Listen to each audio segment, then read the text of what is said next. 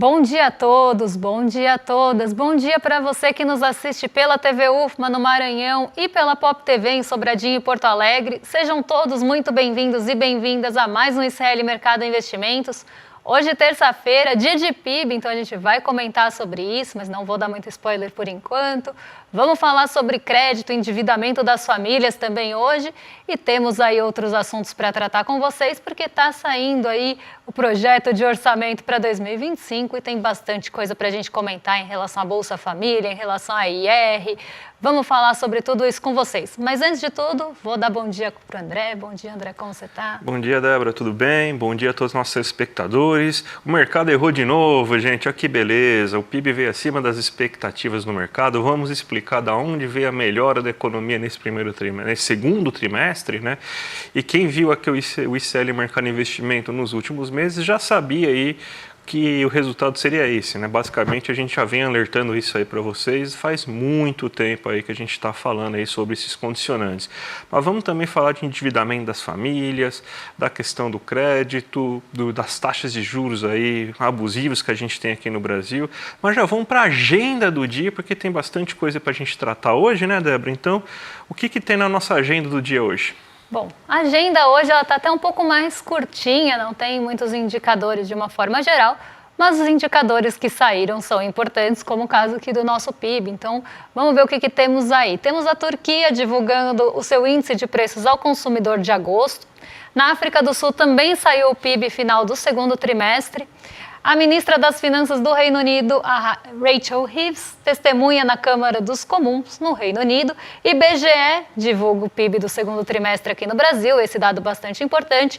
E agora, às 10h45, dado que a gente vai trazer para vocês amanhã, aqui pela questão do tempo, saíram os dados do PMI industrial dos Estados Unidos de agosto, agora medição final.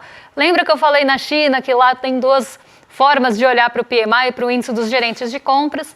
Nos Estados Unidos isso também acontece, até cheguei a mencionar ontem. Então hoje a gente tem uma outra medição, até se quiserem passar aí para frente para o pessoal de casa acompanhar. Hoje a gente tem uma outra medição do PMI industrial de agosto dos Estados Unidos, que é a da ISM. Então duas metodologias diferentes, esse sai agorinha às 11 horas. Então devem trazer aí algum alívio ou não para aqueles temores em relação à economia dos Estados Unidos. Então, dados que devem ficar bastante no radar. Por lá também saíram os investimentos em construção. O Chile divulga sua decisão de política monetária hoje também. E às 9h30, dado importantíssimo esse, já que o PMI industrial apontou para direções divergentes na China. Hoje quem ganha peso, às 9h30, então só vai repercutir amanhã, é o PMI de composto e de serviços lá da China. Então a gente vai saber como é que ficou o setor de serviços e a China de uma forma geral. Não vou falar muito sobre a China, porque a gente vai falar bastante sobre ela na hora das bolsas asiáticas. E a gente ainda tem hoje, durante o dia, emplacamento de veículos em agosto. Então, um dia realmente mais voltado para a PIB e por essa expectativa dos dados da China no fim do dia e esse PMI industrial dos Estados Unidos, que não saiu ontem porque lá era feriado. Vamos começar então o nosso giro de mercado, já que tem tanta coisa para a gente falar, né? Aqui é a notícia que a gente sempre fala para vocês aí, para vocês saberem o que já aconteceu, o que pode acontecer, o que tem que ficar no radar, né? Mas a Ásia tá azeda hoje, né? Dados ruins na Coreia do Sul, dados ruins na China, aí tá todo mundo no vermelho, né? Pois é, as bolsas asiáticas ficaram no terreno negativo, elas não conseguiram fôlego, nem nenhum ímpeto diferente aí do que a gente tinha visto na segunda-feira, até porque foi feriado nos Estados Unidos, então também não tinha nenhum condutor vindo dos Estados Unidos para impactar ou para impulsionar a economia asiática, ou melhor, as bolsas asiáticas nessa manhã. E como os dados do PMI industrial da China foram na direção contrária, como a gente falou para vocês, então o PMI Caixin, que é o da S&P Global, apontou um certo crescimento e até deixou ali a indústria chinesa no terreno da expansão, mas o PMI do governo chinês ficou ali abaixo da expansão, não só isso, mas também teve contração de um mês para o outro. Isso trouxe uma grande incerteza em relação à economia chinesa, inclusive começou a aventar dúvidas se a gente vai conseguir, a gente não, né? A China vai conseguir cumprir a sua meta de crescimento, que é bem ali arrojada para o ano de 2024. Então, essa dúvida começou a trazer outras dúvidas também em sequência. Uma delas, por exemplo, é em relação à demanda chinesa por commodities. Isso derrubou o petróleo nessa manhã, continua derrubando, inclusive, o preço do petróleo e também não deu muito suporte para o minério de ferro, que ontem já tinha caído 4%. Então, a gente vê esses preços das commodities reagindo a essa incerteza em relação à demanda chinesa, embora a gente tenha fatores que possam pressionar a oferta, no caso do petróleo, principalmente ali em relação às tensões no Oriente Médio. Mesmo assim, a demanda chinesa e as incertezas em relação aí à economia da China, de uma forma geral, acabaram pesando mais, inclusive, do que o lado da oferta. Então, hoje, commodities também no terreno negativo, a Ásia não conseguiu realmente fôlego, poucos condutores também de ontem para hoje, tem essa expectativa grande pelos dados dos índices dos gerentes de compras. Então, hoje é um dia também mais morno, mais esvaziado lá na Ásia. Vou colocar o Xangai Composto aqui para vocês como exemplo, porque ele caiu 0,29%. Então, nessa incerteza em relação à economia chinesa, o Xangai Composto, que é o principal índice, o mais abrangente índice da China, acabou indo para o terreno negativo em 0,29%. Mas não foi o único.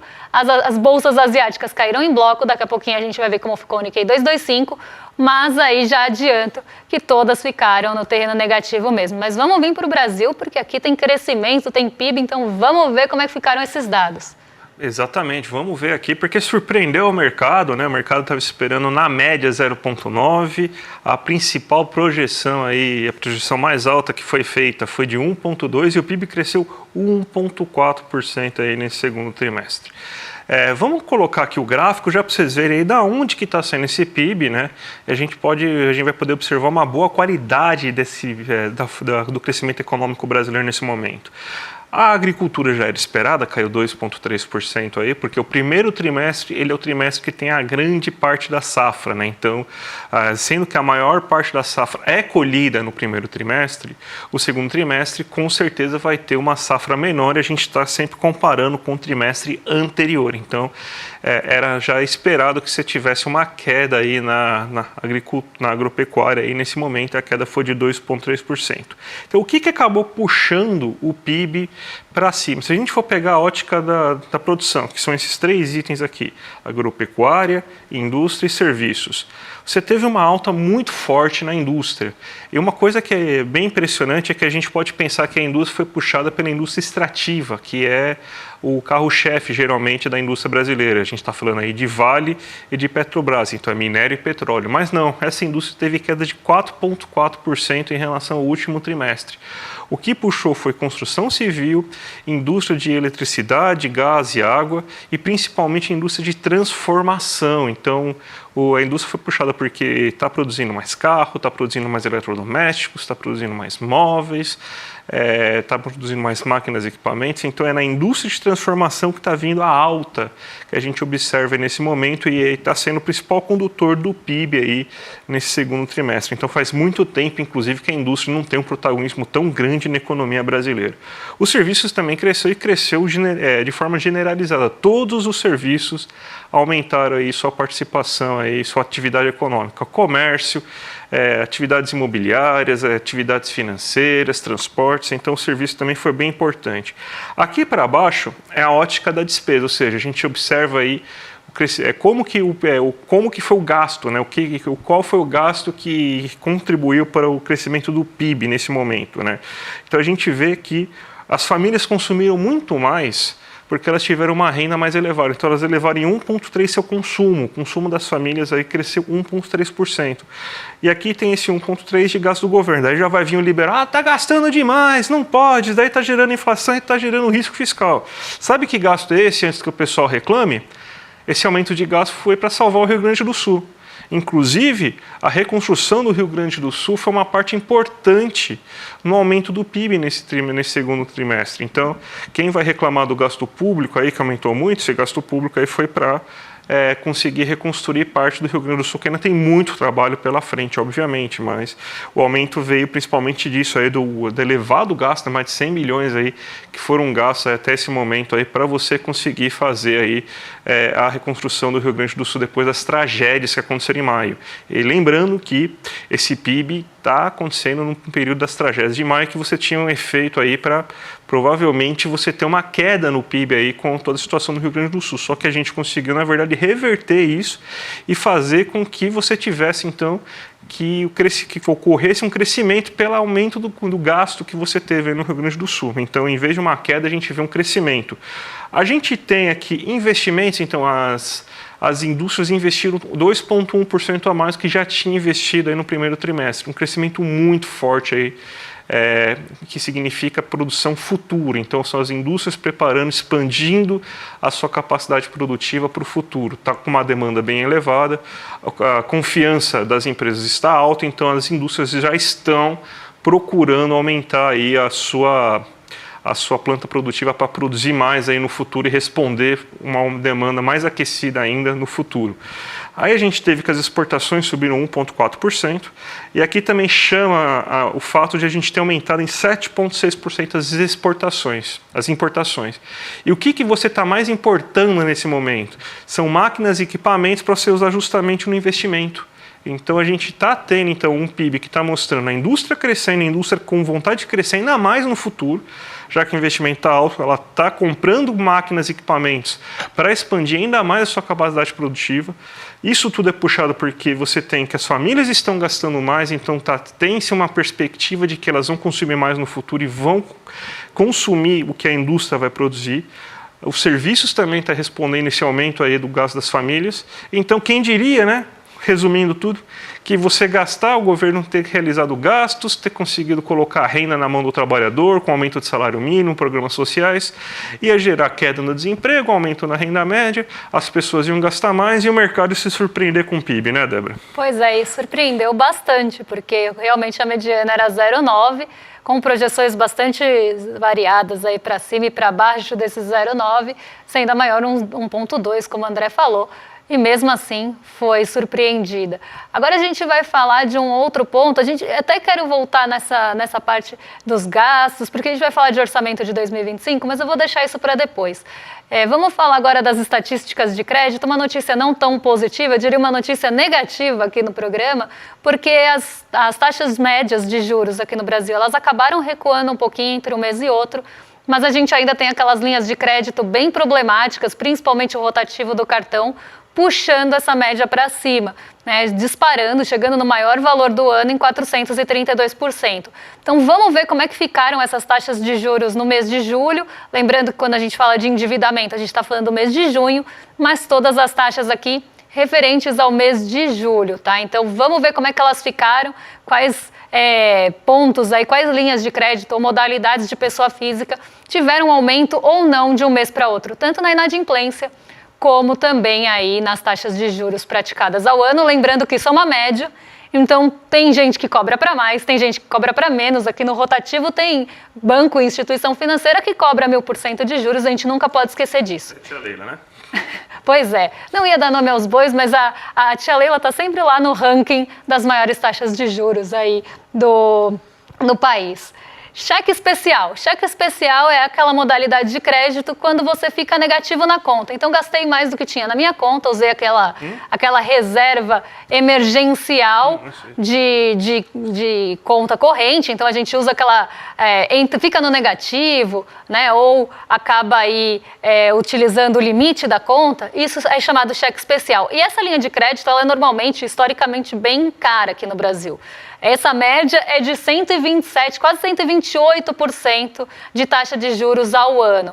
A variação mensal em pontos percentuais, ela vem caindo, inclusive. O cheque especial ele tem tido uma redução na taxa de juros, mas a inadimplência dele ainda é alta, é 12%, nada comparado com o rotativo do cartão, a gente vai chegar lá, mas a taxa de juros aí do cheque especial é também uma das maiores aqui do nosso Brasil, até porque o caráter dela é para ser emergencial, para você não ficar ali utilizando de uma forma recorrente, mas muita gente tem dificuldade de sair do cheque especial porque ele vira uma bola de neve.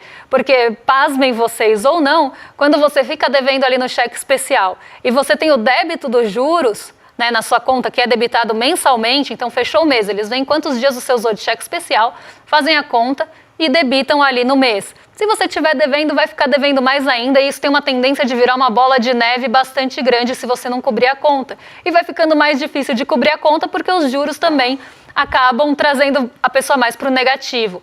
Então, uma linha aí bem cara e bem problemática aqui entre as taxas médias aí de juros e entre as modalidades de crédito. Crédito pessoal não consignado é aquele crédito livre, conhecido como empréstimo pessoal, financiamento pessoal, enfim. Não tem uma modalidade, não tem uma destinação, ela não está garantida por nada. Essa linha de crédito tem uma taxa de juros média anual de 89,5%. Também aqui baixinha, né, gente? Quase inexpressiva, aí, quase 90% de taxa de juros. Eu estou sendo irônica, porque sempre que eu comento taxa de juros, alguém fala, Débora falou que a taxa é baixinha. É ironia, tá? E ela teve uma variação percentual, aí, variação de pontos percentuais de 1,70 de um mês para o outro. Então, subiu aqui o crédito pessoal não consignado. Os juros para as pessoas físicas estão mais caros nessa linha. Tá? Então, subiu aqui de um mês para o outro. E a inadimplência praticamente ficou estável em 6%, e um aumento de 0,10 aí. Então, aqui também a gente tem que pensar um ponto, né? A nossa taxa de juros está alta. Isso enxuga crédito e o crédito também fica caro. Fica difícil de acessar para a pessoa física e ele fica caro. Então, quem consegue numa taxa muito alta, mas muita gente nem consegue. Então, esse também é uma questão que a gente tem que pensar quando a gente pensa na taxa básica de juros aqui do Brasil alta e com pressão para subir ainda mais. Por isso que alguns setores mais sensíveis sofrem quando a gente tem alta dos juros, porque são sensíveis justamente ao crédito. Crédito pessoal consignado, aquele que desconta em folha de pagamento, aquele que já vem descontado no holerite do trabalhador ou do aposentado, aqui no caso.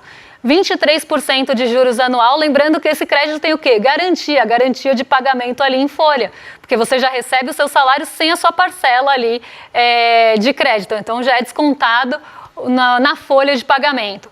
Teve aí um aumento de 0,10 de um mês para o outro, a inadimplência é baixa justamente porque tem ali já esse desconto em folha e mesmo assim a taxa de juros é alta para um tipo de crédito garantido. Então 23% é mais que o dobro da nossa taxa básica. A aquisição de veículos de 25,5%, também aqui uma taxa que tem garantia, porque se você não pagar seu carro, eu sinto lhe informar que o banco vai tomar de você, assim como se você não pagar outros créditos, eles vão dar um jeito de cobrar, pode ter certeza. E aqui 25,5% com a garantia do veículo, mesmo assim temos aí uma taxa bem alta, aqui uma inadimplência um pouquinho maior do que o consignado, mas uma taxa alta. Cartão de crédito rotativo, esse é o maior problema das taxas de juros, é o maior problema das nossas não só taxas de juros, mas das modalidades de crédito. O rotativo é aquele que quando você paga uma parte da sua parcela, ela pode ser ali o mínimo ou um pouquinho mais, você não paga ela totalmente, você paga a fatura parcial e você rotaciona para o mês seguinte. Essa taxa de juros você não consegue, né, ou essa modalidade de crédito, você não consegue ficar renovando de mês para mês. Então você paga ali, rola para o mês seguinte e depois você tem que entrar em outra modalidade. Só que como todas as taxas estão aí anualizadas, ela também tem que ser justamente para a gente ter essa magnitude, essa comparação. É uma das taxas mais altas do Brasil, é a taxa mais alta do Brasil e foi a que subiu mais nesse mês também.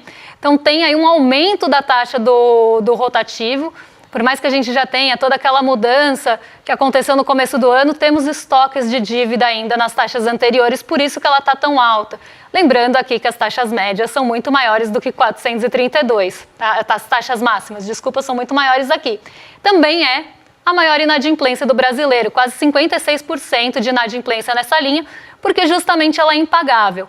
E eu quero destruir aquele mito, porque sempre tem alguém que volta a falar nisso, que a taxa de juros no Brasil é alta porque o brasileiro é inadimplente, porque o brasileiro não paga o seu crédito, porque o brasileiro deixa o crédito para lá e vai gastar com outras coisas. Não, tá? A taxa de juros no Brasil é alta por concentração bancária e o brasileiro é inadimplente porque a taxa de juros é alta, não o contrário. Tá? Então, uma taxa de 432,3 na média, deixa qualquer crédito impagável. Uma taxa de 1000% nem se fala.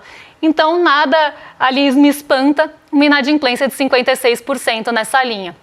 E o crédito parcelado, que seria uma alternativa aqui ao rotativo, então você rolou um mês, no próximo mês você não consegue rolar, você tem que dividir ali, parcelar a sua fatura com aquela parte que você inclusive rolou. E aí a taxa oferecida como alternativa, pasmem vocês ou não também, é 178%. A inadimplência também é alta, mas nada se compara à taxa de 432, uma inadimplência aí de 11,2%. Então tudo isso, né, não é porque o brasileiro não paga suas dívidas, tudo isso é porque nosso sistema bancário é concentrado e o brasileiro não consegue pagar as dívidas muitas vezes porque as taxas de juros são exorbitantes. A gente tem mais outro gráfico aí para mostrar em relação a isso, Débora, ou não? Temos o gráfico do endividamento das famílias, né, que vem caindo, inclusive, ali, se a gente pegar o último ano. E a gente tem duas formas de ver como é que está o endividamento da família. O total, que inclui o financiamento imobiliário, que hoje compromete 47,6% da renda das famílias e sai aí de um patamar de 48%. Teve uma diminuição, sim, desse comprometimento ao longo do ano, mas ainda compromete quase 50% da renda. Então, 50% da renda do brasileiro ainda está indo para pagar juros e pagar crédito. Esse também é um ponto, né, que o Desenrola tentou melhorar para que o brasileiro tenha renda mais livre para consumir outros tipos de coisas. E quando a gente considera sem o financiamento imobiliário, porque o financiamento imobiliário normalmente tem o peso maior na renda das famílias, o comprometimento da renda sai de 30,6 para 29,8 agora, nesse último mês de junho, aqui no caso, tá? Então aqui é sempre referente ao mês anterior às estatísticas de crédito. E em junho, 30% da renda das famílias, sem contar o financiamento imobiliário, estava ali destinada para pagar juros e crédito, então indo, de certa forma, ou 50% ou 30% da renda indo para a mão do banco, né? Aí ninguém também se espanta depois que os bancos só batem recorde de lucro. Nada novo sob o sol aqui. Vamos falar do orçamento do ano que vem, Débora, porque já está começando aí a apresentar aqueles velhos problemas aí que a gente falou que ia ter justamente por essa guerra entre as pastas orçamentais, né? Então você já prevê essa déficit zero, né, que o mercado tanto quer, né, mas você não vai ter Bolsa Família sem reajuste, por exemplo. A gente tem um monte de prints aqui, que vamos passar todos aqui para a gente ver todos os problemas que a gente vai acabar vendo. A gente também tem o imposto de renda aí, que provavelmente não vai ter reajuste, né, é a próxima matéria que a gente também vai acabar chamando aqui, né, então você tem que, não vai ter reajuste do imposto de renda em 2025 por causa da questão orçamentária estar meio estrangulada, né, então mesmo você crescendo tanto e tendo um aumento tão grande de impostos, isso daí não significa que você vai poder aumentar tanto, aí você vai ter que ter um colchão, né? Parte desse gasto você não vai poder gastar, desse acúmulo você não vai poder gastar. E por fim a gente também tem a questão aí de que o orçamento está estrangulado. A última matéria aí que a gente puxou aí para vocês darem uma olhada, né? Que é a matéria aí falando aí sobre que você tem, então, esse aumento das despesas obrigatórias, você reduz aí o espaço para investimento.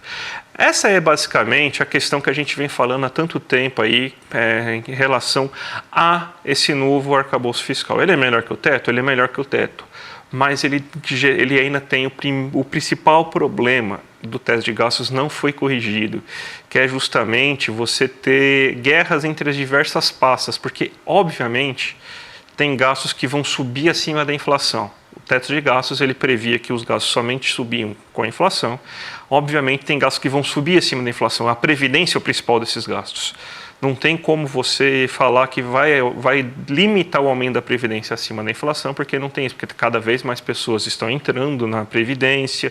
Você tem, então, que o Brasil está passando por um envelhecimento e mesmo assim tem que ter reajuste na Previdência todo ano, então esse gasto naturalmente vai crescer acima da inflação. E não dá para a gente falar, na melhor das hipóteses, que esse gasto vai se limitar a ter um aumento de 2,5% real. Então esse gasto vai, por exemplo, você vai ter o gasto da Previdência mesmo, provavelmente vai subir acima desses 2,5% real. Então você vai precisar achar espaço em outros lugares para cortar, já que a da Previdência é obrigatório esse gasto. Então você vai ter que cortar em outros espaços. Daí onde você vai cortar? Em gastos que não são obrigatórios. Você não vai reajustar imposto de renda para continuar para continuar o orçamento definido, você não vai reajustar a Bolsa Família, você vai reduzir gastos com saúde e educação, com investimento público.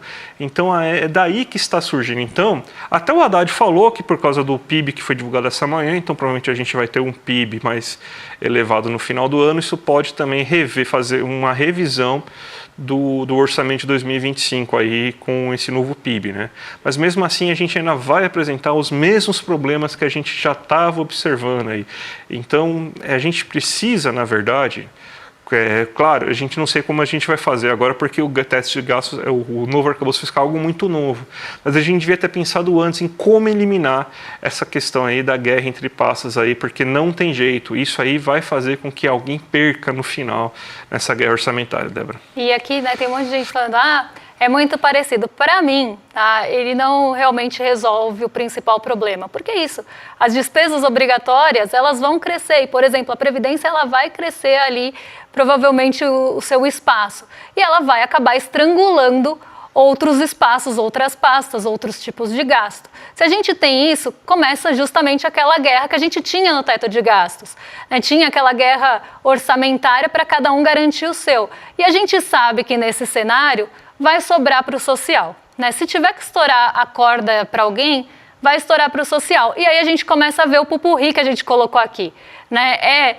Bolsa Família sem reajuste, a tabela do IR sem reajuste, porque a tabela do IR com reajuste ia precisar de alguma compensação. Então, para ajustar a tabela do IR, precisa compensar de alguma outra forma. Para ajustar o Bolsa Família, precisa também ajustar de outra forma. Então, começa essa guerra mesmo entre as pastas e aí você tem o mesmo problema que se tinha antes. Então, para mim, né, por mais que melhorou um pouquinho, para mim ainda tem muitos problemas e o problema principal é que o social acaba ficando sempre sempre de fora, ficando sempre de lado. Né? Se tiver que estourar, então que estoure na parte ou mais vulnerável ou inclusive a que mais precisa. Porque você colocar dinheiro na mão de uma pessoa que provavelmente gasta toda aquela renda também acaba trazendo ali o que a gente estava falando. É o consumo que vai aumentar, né? Então, tudo isso acaba no mesmo problema que a gente tinha realmente antes. Então, é uma tristeza aqui para mim falar isso. E, inclusive, o próprio cerne da questão está na manchete. Né? Então, aqui é algo para a gente pensar mesmo, né, como foi feito esse arcabouço e que está sendo tão cobrado pelo mercado financeiro, porque todas essas notícias de orçamento, eles já voltaram a falar de risco fiscal, eles estão com uma lupa nesse tamanho para olhar a questão orçamentária, a questão de contas do governo, se tem ou não possibilidade de cumprir o déficit. Eles não querem saber se vai ficar social de lado, se a tabela do imposto de renda vai ficar ali sem reajuste, eles querem que se cumpra o que foi falado, mesmo que isso não faça ali muita diferença no final das contas. Mas o que eles querem é o cumprimento e vão pressionar em relação a isso, vão pressionar com juros, vão pressionar da forma que puderem, inclusive para que se corte gastos, porque o mercado também gosta de corte de gastos, porque acaba se favorecendo em vários pontos. Não vou entrar nisso agora, poderia ficar mais uma meia hora só falando disso, mas o nosso programa está se esgotando. Então vamos chamar a nossa campanha aí dessa semana, muito importante aí, que é o jornalismo independente lutando pela verdade. A gente vai fazer um evento especial nessa quinta-feira, online, gratuito, o preço da independência. Ó quem vai estar participando: Leandro Demore, Roberta Garcia, Juliana Dalpiva, Chico Pinheiro, Eduardo Moreira, imperdível. A gente sabe aí como que jornalistas do ICL aí foram perseguidos aí durante esse tempo por membros da extrema-direita. A gente viu o caso que aconteceu com a Juliana Dalpiva, a gente sabe toda a perseguição que o Leandro Demore teve por causa dos casos da Lava Jato. E aqui a gente tem esse espaço aí para você conseguir ter essa independência toda aí. Então a gente está lançando essa campanha aqui, esse evento especial e gratuito para vocês. Então, ó, já garante sua vaga em iclmercado.com.br, aí você clica lá no sininho do YouTube e às 8 horas da noite aí, aproveitar que não tem rodada de Brasileirão, não tem nada, já vê aí essa super live aí que vai valer muito a pena.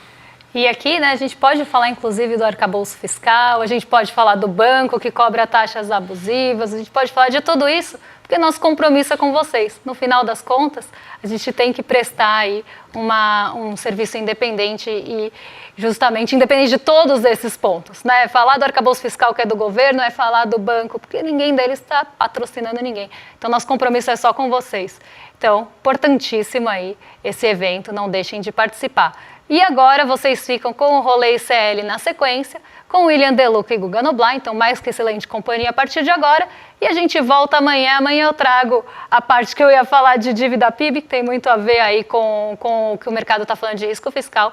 E a gente atualiza vocês de como fecharam as bolsas. Um beijão e até amanhã, pessoal. Até amanhã, gente. Tchau, tchau. Só o conhecimento liberta, dizia José Martí, o cubano.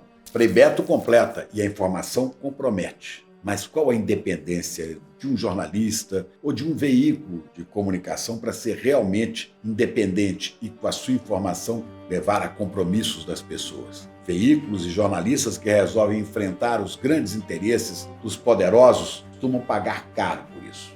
É sobre esse assunto que a gente quer conversar com você. Eu estarei aqui no ICL com Eduardo Moreira, com a Juliana Dalpiva e com o Leandro Demore para falar exatamente sobre isso. Nós vamos falar aqui de vários ataques e ameaças que nossos colegas sofrem quando resolvem assumir com liberdade o exercício do jornalismo. O ICL foi considerado, numa pesquisa da Escola Superior de Propaganda e Marketing, o veículo de jornalismo mais confiável no Brasil, à frente, inclusive, da grande mídia, à frente da TV Globo, da Globo News, de outros sites. É a importância do jornalismo livre que estamos fazendo, mas isso tem um preço. E nós queremos convidar você a estar conosco nesta conversa dia 5 de setembro, vai cair numa quinta-feira, às 8 da noite. Só conhecimento